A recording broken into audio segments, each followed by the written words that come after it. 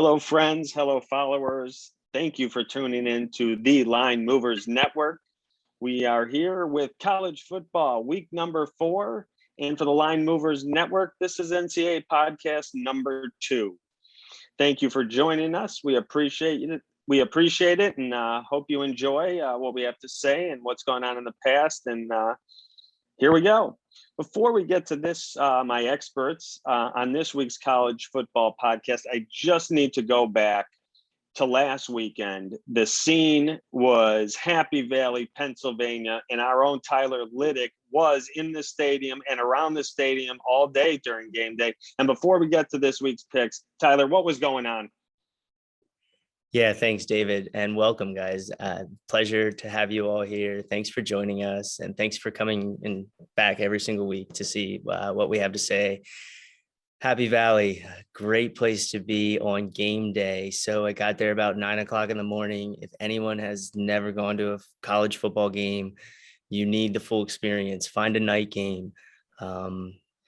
Penn State's not my favorite team. I'm a Hurricanes fan, but it doesn't matter. They're Pennsylvania. I'm born and raised in Pennsylvania, so I have season tickets. We were all on the under. We were all on Penn State first half, and we were all tailgating all day long, drinking and having fun. Everywhere you go, it's Penn State fans, 107,000 inside the stadium, but probably 250 to 300,000 in-state college, no cell phone service. You can't make a bet. You can't check a score. You can't do anything all day long besides hang out with everyone. So, game time's rolling around. You're starting to, clean up your tailgate, get all that situated, and you start walking in. You get into the game and you have chills no matter how many times you've been in there. You watch the Kirk Herbstreit video on Twitter and you get chills. Penn State whiteout. I don't know that Auburn was ready for that. The noise was insane. They say the only place louder is probably the Swamp. Ian would know that because they build the place straight up in the air. But Happy Valley was on fire. The fireworks, their defense was excited. There was nothing like it. From start to finish, the place was loud. They were making noise. We had a great time. Penn State got out of there with the victory. They proved that they're a physical team. They're ready for the road to, the Big Ten championship. And unfortunately for them, it goes through Ohio State no matter what. They have to beat Ohio State in Columbus. And for Penn State, they got one more game at home against Indiana, which is now a night game. They go to Iowa. That's a big game, might be a top 5 matchup. So they have a lot riding on this season, and that was a statement win for them against an SEC team. Everybody always wants to talk about SEC is better than everyone else. We don't know how good Auburn is, and we won't know how good Penn State is till the end of the season, but the experience will definitely last a lifetime. So let's get into this week. That was great, Tyler Liddick, one of my college football experts. And before we get to this week's, I just got to ask Ian Robbins, our other college football expert and our Gator guy. We were talking off air. Ian, if we take away the first 10 minutes of that game, I think Florida wins. Yeah, they got a little slow start. Florida, it was kind of a similar story to what we saw last year at the SU championship game. Kind of slow start, getting their feet wet. I don't think they were really up to speed yet with what Alabama had after kind of 2 warm-up games. Had some mistakes early, but they really grinded down, physically overpowered Alabama. The Swamp was as loud. From what I hear, it was as loud as it ever has been. So I think we've got 2 experiences from the 2 loudest places in the weekend for sure. I wish I was at that game. Like Tyler was at a game last week and I'd miss it. It's been a while, but yeah, Florida proved that they go toe-to-toe with Alabama. Be interesting to see if they match up again at the end of the year. Alabama might be beatable. Set up a great conference season that we have ahead of us. Looking forward to it. Yeah, and one more thing to touch on with both of those games and both of these teams, Penn State and Florida, that was nothing more than a recruiting showcase for both of them. Penn State came out with the W, and Florida came out with the loss, but it doesn't matter. Florida had so many recruits on the sideline, and they put up a fight, and they showed what playing in Florida is all about again. And with Penn State packed against an SEC team, anybody that was maybe thinking about going south might rethink it. So it was a big statement win, and it was a big statement game for Florida, even in the loss. Yeah, home fans are back. Definitely caused some penalties, definitely caused some turnovers, some mistakes. Home fans are back. College football is back to its roots. College football is just, you have to have the fans. It's just the biggest part of the game. And if you love college football, you love the fans.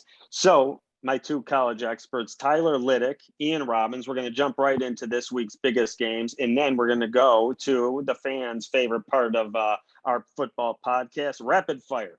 But first game we're going to break down today, Notre Dame, Wisconsin. They're going to have a neutral site game in Chicago at Soldier Field. Wisconsin, people keep asking me who's going to have the crowd here. Notre Dame in Chicago is everything. This town is a Notre Dame town. It's not Illinois. It's not Northwestern. This is a Notre Dame football area. Wisconsin, when they go on the road, they bring half the state to these games. Wisconsin opened as a 3-point favorite, up almost a field goal now to about 6. It sits. Total 47.5 down just a point to a 46.5. We're going to go to Tyler first. Yeah, Notre Dame, Wisconsin. This matchup is about one thing and one thing only. If you haven't been following the storyline, it's about Jack Cohn, Graham Mertz. Okay, Jack Cohn, former Wisconsin starter, won the Big Ten championship for Wisconsin. He's transferred out of Wisconsin after losing his job to Graham Mertz, now starting quarterback at Notre Dame. Notre Dame is 3-0 right now. They won by 3 points against Florida State, who is an awful team. They've proven to be an awful team. They won by 2 points against Toledo. They should have won that game handedly if you would match them up on paper. And then there's the Purdue game. Purdue gained big chunks of yards, but turned the ball over in the red zone multiple times. So is Notre Dame a 3-0 team, or are they an 0-3 team with a 3-0 record? They could be both. I don't think that they're going to match up with Wisconsin well. I don't think they're as big as Wisconsin, and Florida State ran the ball all over them. Florida State's faster than them, but I think Wisconsin's a lot more physical than they're going to be. And Wisconsin has the running back from Clemson that transferred out of there, Ches Malizzi. I think he's going to run all over them. He said he wanted to go to he wanted to be a featured back at a running school. Well, you've got nowhere else to go other than Wisconsin. You picked the right place. He unseated 4 running backs too to take that job. So it's his, and he has ran well. He ran well against Penn State. Wisconsin turned the ball over in the red zone multiple times. Penn State did not deserve to win that game. So Notre Dame, couple of playmakers in the tight end, Michael Mayer, big time playmaker. I don't know that Wisconsin has anyone that cover them. They're susceptible to big plays in the secondary. I don't think that their All-American running back on Notre Dame, Keon Williams, is going to be able to make big plays because of the size up front with Wisconsin. I do think that Kyle Hamilton's going to have to make another big play for Notre Dame in the secondary. Their secondary is a disaster. Purdue kind of ran the ball down the field. It was a back and forth game. Notre Dame got up, a couple points from the turnovers, but I really think this is an evenly matched game. I think the spread is now 6, was 3. I'm looking for this to be closer than a 6-point game. I don't think the whole game is going to be, I think it's going to be a run heavy game.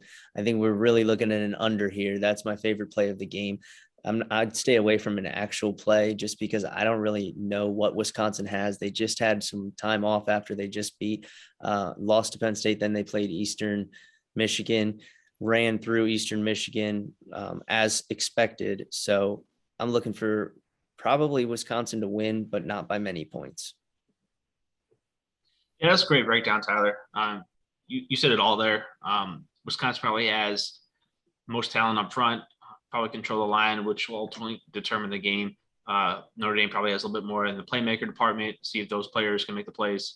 Some top-end talent. They're definitely hurting in the trenches, which could come back to haunt them. The Jack Cohn storyline is very fascinating to see them go back.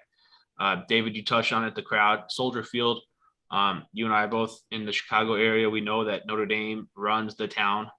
Notre Dame runs the town. A lot of Wisconsin alum here. It's going to be a pretty split stadium. I'm guessing Notre Dame's going to have a little bit of an edge. But I don't think there's going to be any kind of crowd. Early game, weather should be fine. Tyler really likes that under. I agree. I think with that breakdown of a run-heavy game, getting 6 points for Notre Dame with the playmakers that they have, I think it's a little bit too much. And I think the Lions drifted out a little bit too much to the point where I would take 6 points as my play for this game and my lean for this game. Moving on. The other featured game of the day on Saturday, the Line Movers Network has picked, will also be a neutral site. Texas A&M is going to do battle with Arkansas. This one's going to be in Jerry World down in Irving, Texas, right outside Dallas. Texas A&M has looked not great. The offense is struggling without Kellen Mond this year, who's in the pros, sitting on the bench in Minnesota behind Cousins, but they haven't done much. On the other hand, Arkansas, to me, might be the most impressive team so far in the country. They had Texas at home and absolutely rolled them. Texas was never in the game. Another interesting matchup here. The line was interesting here. Texas A&M opened and still is sitting at about a 5-point favorite. The total opened at 44.5. We're up a field goal now to about 47.5. What are we seeing in this SEC game, Ian? Yeah, it's funny. We talked about the college experience, great games at Happy Valley in the Swamp. And then here we are talking about two neutral site NFL games, one in Soldier Field, this one in Dallas. It's kind of funny how one week turns to another. So the kind of crowd factors can be taken out of it. Arkansas has looked as good as any team has looked without expectation into this season.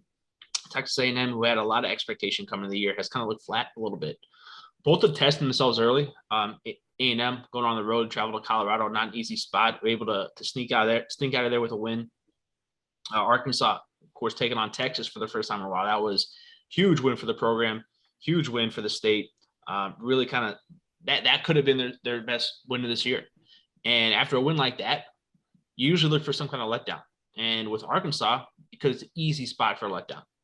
After the Texas game, they followed up with a game against Georgia Southern last week. Georgia Southern's a triple option team with this A&M game on deck. That's a classic sandwich spot that we look to bet against a team like that. And Arkansas just came out and destroyed Georgia Southern. That's the sign of a team that is locked in and focused and really ready for the task at hand. And quarterback KJ Jefferson has been locked in all year. He's looked like one of the better players in the SEC. Was a talented freshman coming in. He's really kind of grown into his own. Arkansas looks like a team that is locked in, focused, ready. And A&M looks like a team kind of struggling. They got a backup quarterback. They had a lot of high expectations coming in. I think the fans might be a little bit impatient with Jimbo Fisher right now. If they can't get over the hump this year, this might be the year for them to do it. Might be feeling a bit of pressure. They're definitely going to need a big performance out of Isaiah Spiller, who's probably the most dynamic playmaker that's going to be on the field. But should be a grind out game. A&M has been slowing games down. Arkansas has been moving the ball, putting up points, and kind of coming out fast. And I think Arkansas is going to come out fast. And I do like Arkansas to cover the spread here. Good stuff. Moving on to everyone's favorite part of the college football podcast. I think Tyler, you got something to add to that game? Sorry. I'm sorry. Yeah, absolutely. Ian, you made a lot of good points.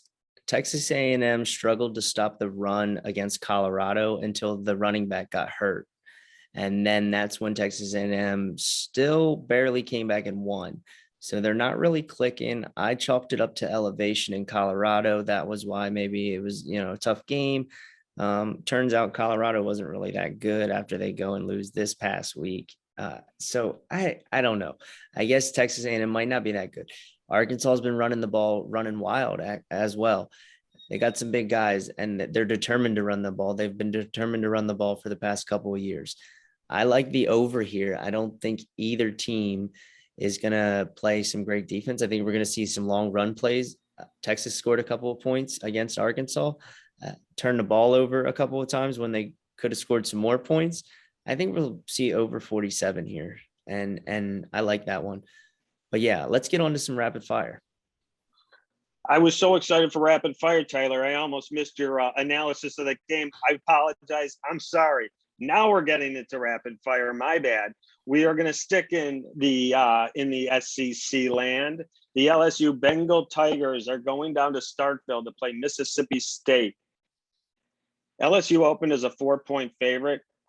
People are on Mississippi State as LSU is only now about a 2.5-point favorite. The total started at 53.5, currently sits at 56. We're going to go to Tyler first. LSU at Mississippi State.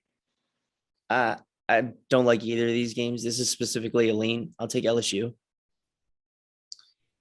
Yeah, I'm going to lean with points here. These two scored shootout last year. I think offense look at a trend in the direction, kind of carry it over, lean over. Cool. Moving on. Big in-state rivalry game here. Texas Tech invades Austin to play the Longhorns. Texas opened as a 13-point favorite. We got a pretty good move here. Texas only now is an 8-point favorite, so we're down about 5 points. The total also has come down a little, 64.5 down to 61. Let's go with Ian first here. Yeah, look at these Big 12 games. I think the totals are a little bit inflated coming into the conference play. I'm going to lean under here, under 61. Texas Tech's been a little bit slower down team. Texas really try to slow it down, go to a slower pace, under 61 lean for me. Yes, I like that there. And I think that with the Texas Tech defense being a lot better than what everyone suspects them to be, not better, but more focused on defense than what they were in the past. I think we do see an under trend here, but I like Texas Tech to cover those points. So if you see it tick up from 8 to back to 8.5, grab the 8.5, but I'll take the 8 too. Moving on to the ACC, national power. Everyone been in the playoffs year after year lately. Clemson is now going into NC State this week. Clemson didn't really look good last week, struggled with Georgia Tech at home. The offense couldn't really get going, had no momentum, couldn't get on the scoreboard. There was a weather factor. There was a delay in the middle of the second quarter. That can throw college teams off, especially when you don't know when you're going to go back out there. Then the crowd is moved out, so they slowly got to come in. So I know there was situation and circumstance, but Clemson's offense didn't look great. Now they're going into NC State. Clemson started off as about a 12-point favorite this week. They're down about 2 ticks here. Clemson's now a 10-point favorite. The total started at 48.5, down about 1.5 to 47. Ian, on this ACC matchup. Yeah, Clemson's offense looks lost. Seems like they lost a lot to the NFL. They haven't been able to make it up. NC State's one of the better defenses in the ACC. I don't see a lot of points here. Lean under 47. Absolutely. And with that being said, Clemson's offense has looked absolutely lost. Credit to Georgia. I do think they are one of the better teams in the nation with a great defense. NC State did not impress me when they took on Mississippi State, lost me a bet, but I think they're going to have a bounce back week here, and I think they'll cover the spread. So if I can get a 10.5, I will. But I think a 10 might land you on a push. Find the 10.5. Might even look for maybe a little try on the NC State money line if there's good value there. They might be able to pull this out. Moving on to the Big 12, Iowa State is going into Baylor. Iowa State, after the big disappointing loss to Iowa, where they were outplayed in every aspect of that game, it's now going down to Waco to play Baylor. Iowa State's a 7-point favorite. The total is up from 43.5, currently sitting at about 47.5. Ian. I think this total is too low. Iowa State's, I think their offensive playmakers are going to come to play. They usually get heated up as the season goes on. Best in Big 12. I like points here. I'm going to lean over. Yeah, Iowa State has been playing the conference schedule very well lately. Past couple of years, Matt Campbell can coach in the Big 12. Magically, his defense is better than most of the other Big 12 defenses, but that doesn't say much. However, I think that Iowa State can cover the spread. Don't think Baylor is a full team yet. We'll find out here this weekend. They are 3-0. They win this game, they'll be 4-0. Everybody has Iowa State pegged to play Oklahoma in the Big 12 championship. So this can shake things up real quick. Tyler leads me right into our next Big 12 game. The Mountaineers of West Virginia are going to invade Norman and play the Oklahoma Sooners. The Oklahoma Sooners have actually struggled, not really look good or impressive yet. Everyone thought going into the season this was a top 5 team going to be pushing for a playoff spot. Now everyone's kind of backpedaling on this Oklahoma team. Are they good? Are they not good? Was Nebraska pumped up for the big rivalry game last week? I'm not sure where Oklahoma actually fits in this playoff picture yet. But this week, Oklahoma opened at about a 19.5-point favorite, down to 16.5 points. So the bettors are not interested in this Oklahoma team, as this spread is already down 3 points. The total's also down about 5 points. Oklahoma, this total was 61.5, currently sitting about 56.5. Tyler, what do you like here? I can't stand West Virginia. Every time I bet on West Virginia, they make me sweat. I had West Virginia this past weekend and they come up with that goal line stand and I have no cell phone service. I can't even figure it out. And then we have to read the play log and it's, they're on the 3-yard line. Virginia Tech is down 6 and they don't score. This is a conference game. I think Oklahoma is definitely the better team by a lot. 16 points is a lot. They scored 23 last week and they were given 23. They pulled the old didn't cover the point spread thing. I really don't see Oklahoma outscoring West Virginia by 16. I think you could probably wait around and get a 17.5 later in the week because of the public pounding on Oklahoma in some parlays. So I'd wait around for a better number because I think 16 is pretty poor from the 19.5, but I would lean West Virginia here. Yeah, I think West Virginia might have gone out that early lead and kind of started peeking ahead a little bit at Oklahoma once they got the lead, took the foot off the gas, almost cost them there. Conference game, two teams close match, sharp money already on the under. Oklahoma's defense is going to drive them this year. If they're going to win, if they're going to make a playoff, it's going to be because of their defense. I'm with Tyler. I'm going to wait for this line. I think people are going to see Oklahoma total in 50s, push that one up. I wait till game time, hit the under. I think Oklahoma's defense, play defensive game. West Virginia's going to try to run the ball, keep the ball away from Oklahoma. I like the under, but wait for the under, wait for that number, see it tick up, and then hit the under. Right. Let's take one game out west in the pack. The Beavers of Oregon State are going to invade the Coliseum and play the USC Trojans. The Trojans opened as about a 12-point favorite and has hung around there all week, still sitting at about a 12-point favorite. The total in this game also hasn't moved much, 62.5. USC's first game with the interim coach last week went pretty well in the Palouse against Wazoo.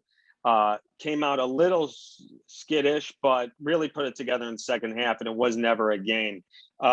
Do we see USC going on a run here now that Helton's out of town, or was it just 1 week against Washington State and we really can't take much from that? Ian.